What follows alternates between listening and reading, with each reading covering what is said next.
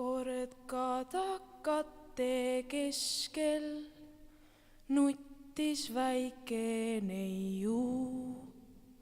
Meri oli võtnud ära tema peiu.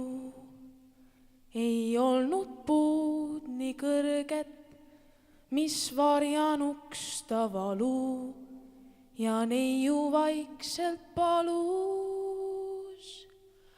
Kadakake kangekene, võta ära pisar, mata hinges kisa, ole mulle visa.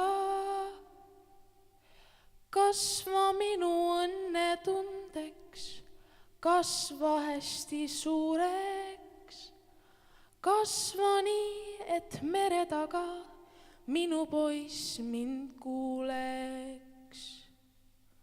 Aega läks ja neiu nuttis, puu ei saanud tõusta.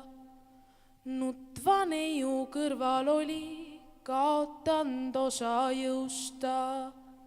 Siis aga kostis mere tagant poisi hele hääl. Ae mu neiu, neiukene, miks sa nutad sääl? Mina elan ikka ju su kohal sees ja pääl.